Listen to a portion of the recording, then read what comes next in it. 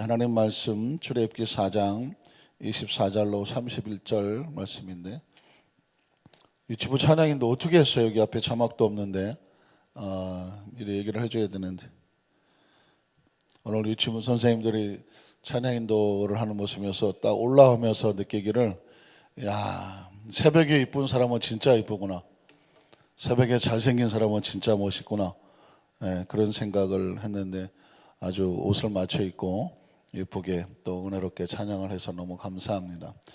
지난번에 성가대가 찬양인도 할 때는, 야, 성가대가 찬양인도 계속했으면 좋겠다, 그런 생각을 했는데, 또 유치부 찬양팀 보니까 마음이 바뀌었습니다. 계속했으면 좋겠다. 갑자기 얼굴이 하얗게 얼어붙는 하나님 말씀을 한번 볼까요? 출애굽기 4장 24절로 31절 함께 말씀을 같이 봉독하도록 하겠습니다. 모세가 길을 가다가 숙소에 있을 때에 야훼께서 그를 만나사 그를 죽이려 하신지라. 십보라가 돌칼을 가져다가 그의 아들의 포피를 베어 그의 발에 갖다 대며 이르되, 당신은 참으로 내게 피남편이로다 하니 야훼께서 그를 놓아 주시니라. 그때의 십보라가 피남편이라 함은 할례 때문이었더라. 야훼께서 아론에게 이르시되, 광야에 가서 모세를 맞으라 하시매 그가 가서 하나님의 산에서 모세를 만나 그에게 입맞추니, 모세가 야훼께서 자기에 분부하여 보내신 모든 말씀과 야훼께서 자기에게 명령하신 모든 이적을 아론에게 알리니라. 모세와 아론이 가서 이스라엘 자손의 모든 장로를 모으고 아론이 야훼께서 모세에게 이르신 모든 말씀을 전하고 그 백성 앞에서 이적을 행하니, 백성이 믿음에 야훼께서 이스라엘 자손을 찾으시고 그들의 고난을 살피셨다 함을 듣고 머리 숙여 경배하였더라. 아멘. 편히 주무셨습니까? 아침에 나오는데 따뜻하셨습니까? 제가 오늘 새벽에 나오다 보니까는 예전에 고양시에서 이제 강동으로 새벽 예배 가던 생각이 났습니다. 보통 고양시 쪽에서 강동을 하는데 기본적으로 영하 15도에서 출발합니다. 날씨가 한창 춥다고 할 때 기본이 영하 15도예요. 그래서 양주쯤 가면 장흥이죠. 뭐 일령 장흥하는 것으로 가면 한 17도 올라가기 시작하고요. 송추 쪽으로 가면 한 20도 막 주주주죽하고 올라갑니다. 야, 이거 언제 때 영하 20도 들어본 건가요? 그러다가 이제 송추 좀 빠져나오면 다시 이제 17도, 강동 쪽으로 가면 다시 한 15도 내려갑니다. 야, 그러니까 보통 막 영하 15도, 20도는 기본으로 왔다 갔다 하던 그런 지역인데, 안산을 보니까 아무리 추워도 영하 5도에서 출발하던데요. 영하 5도에서 출발하더니 영하 6도, 한양대 쪽에 그 약간 그 숲이라고 그것도 영하 7도 가다가 다시 영하 5도로 내려오더라고요. 여러분, 안산은 따뜻합니다. 표정이 왜 그러세요? 한번 따라하실 거예요. 안산은 따뜻하다. 편안할 안짝하기 편안하기도 하고 따뜻하기도 한 거예요. 그러니까 오늘은 춥다가 아니라 전국에서 제일 따뜻하다, 따뜻한 마음을 가지고 말씀을 드리셨으면 좋겠습니다. 한번 따라 하실까요? 하나님의 나라 공동 운명체 힘을 믿는 신앙. 제목이 좀 어렵나요? 하나님 나라의 공동 운명체 힘을 믿는 신앙, 이런 제목으로 말씀의 은혜를 나누기를 원합니다. 여러분의 출애굽기 말씀을 함께 나누고 있는데요, 출애굽이란 뜻이 무엇일까요? 출애굽.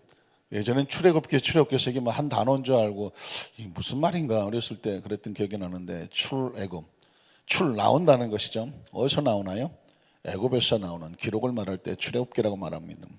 혹시 예전에 어렸을 때 뭐 엑소더스 그런 뭐 어떤 명절 때 했던 영화를 기억이 하는데, 엑소더스라는 것은 이제 출애굽기를 영어로 말할 때 엑소더스라고 그러는데, 뜻은 뭐냐면 탈출인데 그냥 탈출도 아니고 대탈출입니다.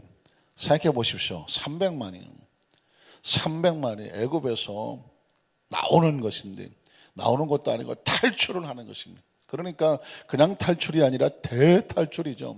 300만이 400년 동안 노예 생활하던 이스라엘 민족이 드디어 그 지긋지긋한 그 애굽의 생활에서 탈출을 하는 것입니다. 그 앞에 하나님의 사람 모세가 이끌고 약속의 땅 가나안을 향해서 전진해 가는 것입니다. 그 어마어마한 대기록, 그리고 대장면이 기록되어 있는 것이 바로 출애굽기라는 것이죠. 물론 이 출애굽기는 이 땅의 삶을 살아가는 하나님의 백성들이 하나님을 믿기 전에는 이 죄악된 세상, 애굽을 상징하죠. 그 속에서 노예 같은 삶을 살았던 것이죠.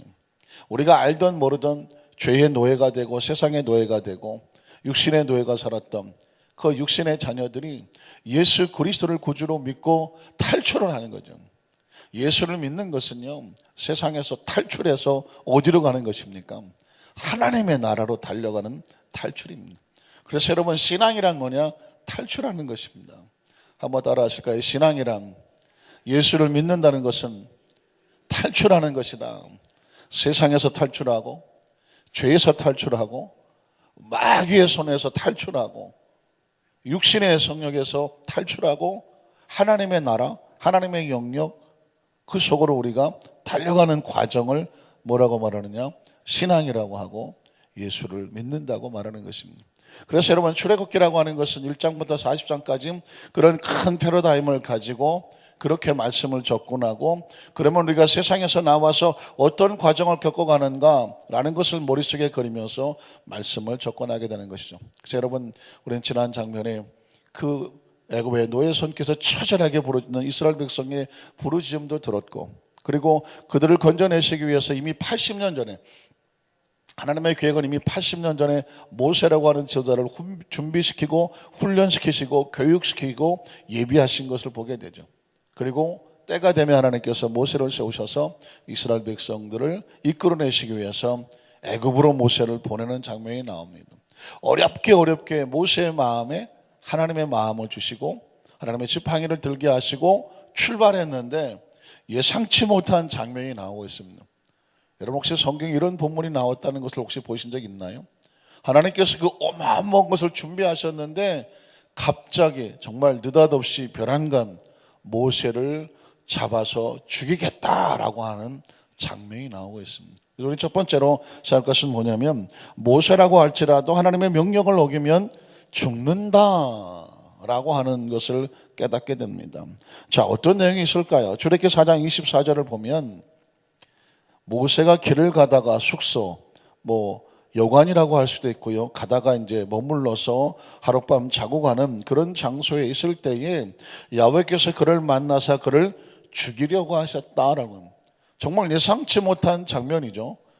큰 사명을 지고 나가는데, 큰 하나님께서 80년을 준비한 리더자고 지도자였는데 하나님께서 그를 만나서 모세를 죽이려고 하셨다라는 말이 나오고 있습니다. 그러면 25절 그 다음 절을 보면 도대체 무엇 때문에 이런 일이 벌어지는지 알아야 되지 않겠습니까? 십보라는 것은 모세의 아내죠. 미디안 광야에서 이드로의 딸 가운데 모세에게 결혼을 해서 가정을 이루고 두 아들을 낳게 한 아내 십보라가 있는데, 그 돌칼을 가져다, 예전에는 무슨 날카로운 칼이, 아니면 또 그 상황 속에서는 예비한 칼이 없었나 보죠. 날카로운 칼을 가져다, 돌칼을 가져다가 그의 아들의 포피를, 양피라고 말하고 하는 어느 사내 아이의 어떤 양피를 베어내어 그의 발아 갖다 담에 이르되, 26절에 보면 당신은 참으로 내게 피난편이라 하니, 그 다음 절을 보면요, 자, 모세가 왜 하나님께 죽임을 당하고 하나님께서는 모세를 왜 죽이려고 했는지 하는 장면이 나오게 되죠. 야훼께서 그 상황 속에서 그 십보라가 하는 행동을 보고 그를 놓아주시더라. 여기서 놓아준다는 표현을 쓰는데, 뒤집어 말하면 하나님께서 모세의 목을 붙잡고 넌 이제 죽는다라고 하는 표현과 같습니다. 장면을 상상한다면. 그런데 그 십보라가 그 아들의 표피를 베어서, 그리고 나서 그것을 모세 앞에 던지면서 내 피난편입니다 라고 말할 때 하나님께서 잡았던 모세의 목을 놓았다라고 표현을 하고 있는 거죠. 그를 놓아주시니라. 그때의 십보라가 피난편이라 하면 무엇 때문이었더라? 할례 때문이었더라는. 뒤집어 말하면, 자, 하나님께서 모세를 죽이겠다고 할 때의 원인은 뭐냐면 그의 아들들이 할례를 행하지 않았다는 것입니다. 그리고 그가 다시 살아난 것은 뭐냐면, 그가 다시 한번 그 상황 속에서 그의 아내가 아들의 할례를 함으로 인하여서 하나님께서는 모세를 놓아주었다라는 표현이 나옵니다. 그럼 우리가 어떤 생각을 하게 되냐면, 할례가 뭔가, 도대체 할례라는 것이 어떤 의미가 있기 때문에 하나님께서는 80년을 예비한 모세의 목을 잡아 죽이겠다고 말씀하고, 그 할례를 행하니까 그 목을 놓아 그를 살려주시는가라는 것이죠. 거대한 이 출애굽이라고 하는 이스라엘 백성을 건져내는 큰 은혜, 그죠? 큰 축복, 큰 사건, 어마어마한 엄청난 하나님의 사역을 두고 하나님께서 마지막으로 모세를 향하사 행했던 것은 뭐냐면 이 할례 문제를 해결하라는 그런 것을 볼 수가 있게 됩니다. 그러면 우리가 정말 오래간만에 어쩌면 쉽게 겹치거나 접근할 수 없었던 내용인데 할례가 뭔지를 한번 찾아보겠습니다. 창세기 17장 9절로 14절에 보면 창세기 17장이니까요. 17장이면 아브라함 시대거든요. 아브라함 시대에 하나님께서 아브라함에게 할례를 직접 명령하신 창세기 17장입니다. 17장. 예, 여러분 성경을 찾아봐야 되겠네요. 창세기 17장인데요. 여러분도 한번 직접 찾아보십시오. 창세기 17장 이런 내용이 있었나? 예, 그렇죠? 이런 내용이 있었나? 찾아볼 필요가 있습니다. 창세기 17장 9절로 14절입니다. 9절로 14절에 보면 여러분 혹시 뭐 말씀을 찾으시면 같이 제가 한번 읽어볼게요. 9절로 14절인데 하나님이 또 아브라함에게 이르시되 자 하나님이 아브라함에게 이르셨습니다. 그런즉 너는 내 언약을 지키고 내 후손도 대대로 지키라는 언약이라고 말씀했습니다. 자 할례는 하나님께서 명령하신 언약이다. 그리고 10절에 보면 너희 중 남자는 다 무엇을 받으며 할례를 받으라. 자, 하나님의 명령이죠. 이것이 나와 너희와 너희 후손 사이에 지킬 내 무엇이다? 언약이다라고 말하고 있습니다. 그러니까 지금 하나님께서는 아브라함에게 할례를 계속해서 내와 나의 약속이라고 말씀하고 있습니다. 11절에 보면 너희는 포피를 배워라. 자, 이 말을 뭐 이해 다 하시겠지만 영어로 말하면 circumcise라고 말하는데 쉽게 얘기하면 포경 수술이라는 것입니다. 유대 아이의 사내 아이는 태어난 지 8일 만에 8일 되면 하나님의 명령에 따라서 포경 수술을 하라는 것입니다. 포피를 배워라. 이것이 나와 너희 사이에 또 언약의 표정이다. 계속해서 내 언약이다, 내 언약이다, 언약의 표징이다 이렇게 말하죠. 12절에 보면 너희 대대로 모든 남자는 집에서 난 자나 또는 너희 자손이 아니라 이방 사람에게서 돈으로 산 자를 막론하고 난 지 8일 만에 할례를 받을 것이다. 왜 8일인가? 사내 아이가 태어나서 8일이 되면 그때 수술을 해도 포피를 잘라도 가장 통증을 안 느끼는 시기다라고 하는 그런 또 이론도 있습니다. 어쨌든 이 8일 만에 할례를 받을 것이니라. 13절에 너희 집에서 난 자든지 너희 돈으로 산 자든지 할례를 받아야 하리니 이것은 내 언약이다. 내 언약이 너희의 살에 있다. 영원한 언약이 된다라고 말씀했고요. 14절에 보면 왜 할례를 해야 되는가? 할례를 받지 아니한 남자 곧 그 포피를 베지 아니한 자는 백성 중에서 어떻게 된다? 끊어지게 된다. 그것은 그가 내 언약을 뭐 했기 때문이다? 배반했기 때문이다 라고 말씀합니다. 자 여기를 보세요. 그러니까 이 할례라고 하는 것이 이미 아브라함 이후로 이스라엘 백성들에게 얼마나 중요한 것인지, 그 할례를 통해서 이스라엘 백성은 다른 백성들과 구별이 되는, 하나님께서 원하는 것은 하나님 백성들은요 세상 백성들과 뭐 하기를 원하신다? 구별되기를 원하십니다. 이 구별된다는 것이 사실은 거룩하다는 것입니다. 거룩은 뭐냐? 카도시 이런 표현을 쓰는데 뭐 히브리 말이지만요, 거룩은 뭐냐면 이렇게 분리되는 것입니다. 더러운 곳에서 깨끗하게 이렇게 나오는 것, 이걸 거룩하다고 말하는 것입니다. 세상에서 자꾸 나오는 게 거룩해지는 것이고 죄에서 자꾸 나오는 것이 거룩해지는 것이거든요.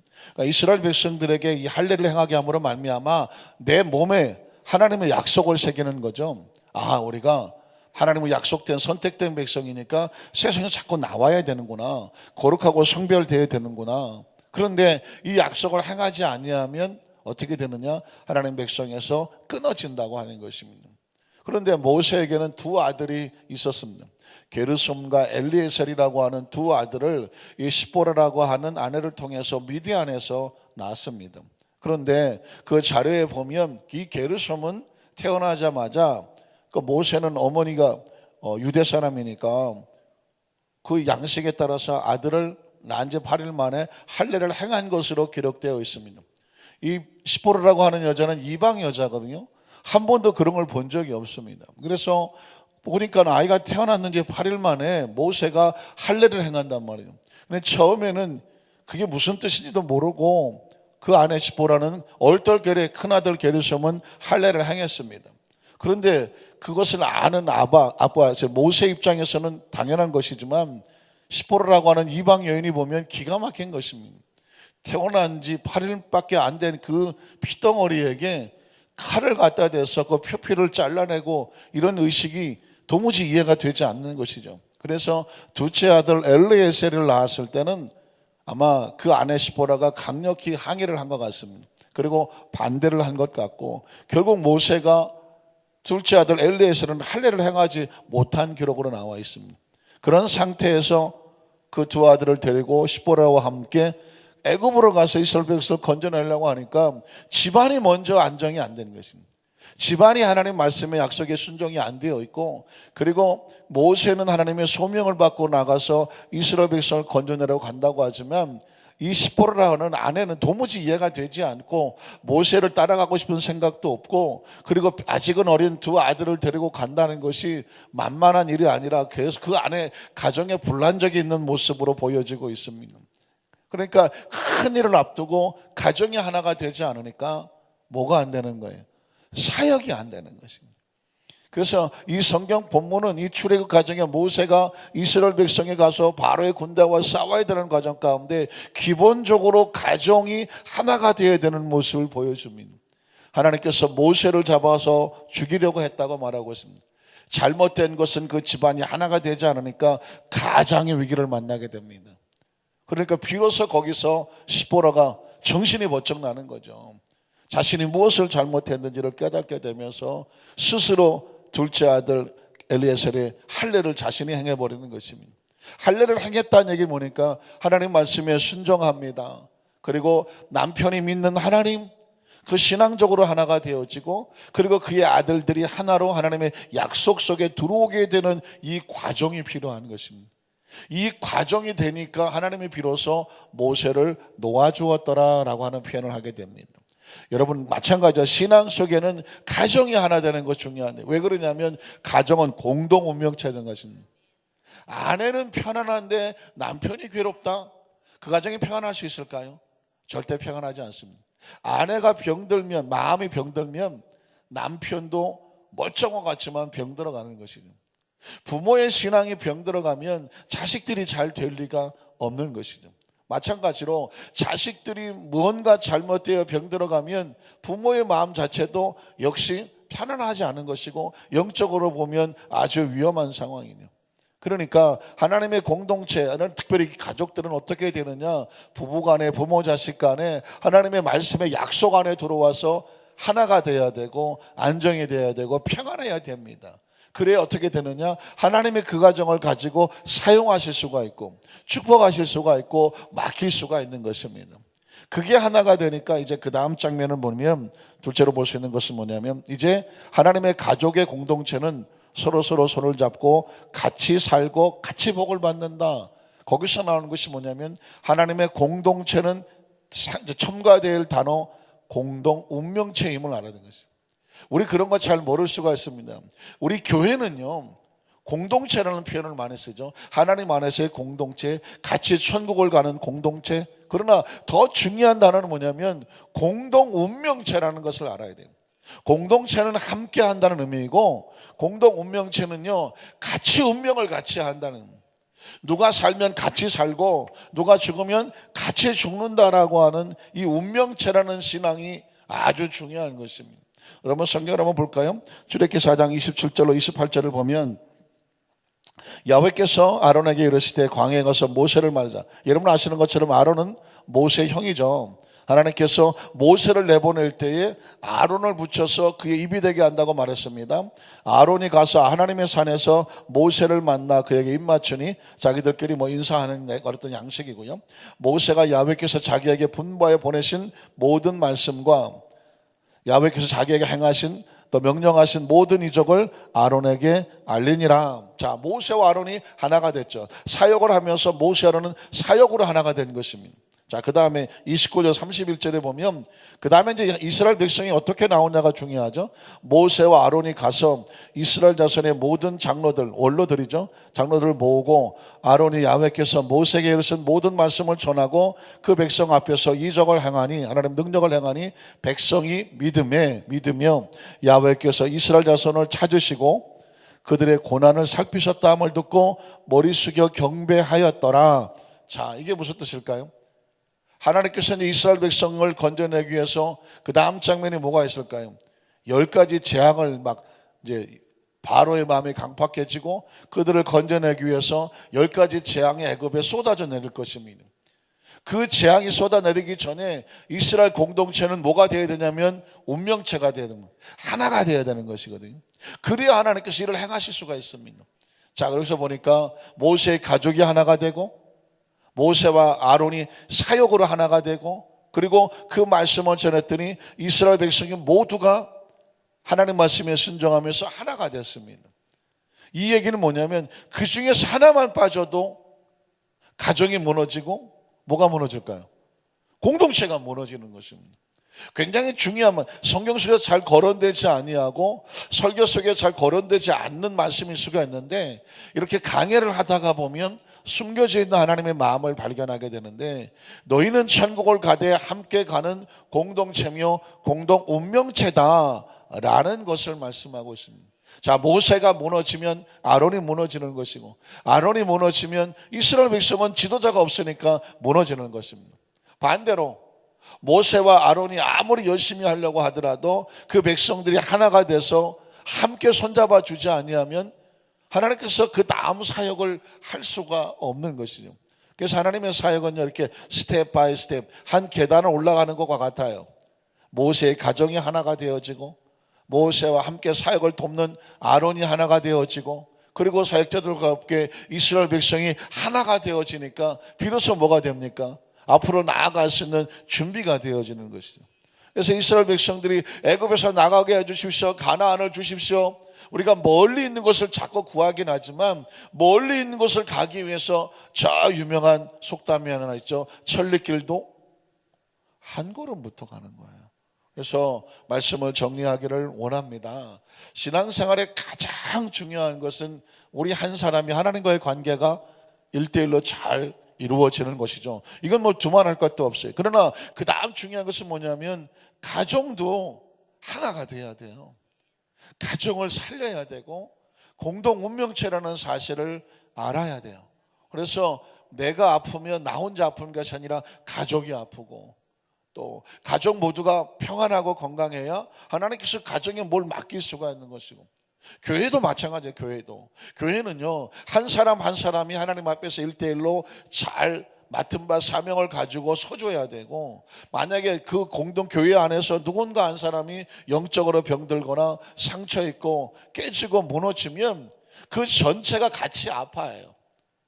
그래서 이것이 하나가 잘 되어서 주의 종들과 우리 목회자들, 또 우리 장로님들, 안수입사님들, 또 권사님들, 지역장님, 고역전망인 우리 교사 선생님들, 성가대원들 전체가 어떻게 되느냐, 한 마음으로 하나가 돼야 그 다음에 뭐가 되냐면 외부의 영적인 세력과 싸울 수가 있는 것이. 하나가 안으로 내부로 하나가 안 되면 영적인 싸움을 싸울 수가 없어요. 왜? 우리끼리 힘이 다 빠져버리고 우리가 하나님 앞에 올바로 서지 못하면 그 다음 단계로 나갈 수가 없다는 것입니다. 오늘 사랑하는 성도 여러분, 오늘 함께 기도할 제목은 그거죠.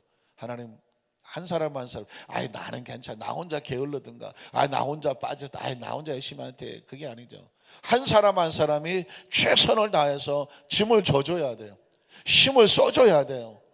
그리고 올바로 서줘야 돼요. 그리고 가정에 한 사람 한 사람이 잘 서줘야 돼요.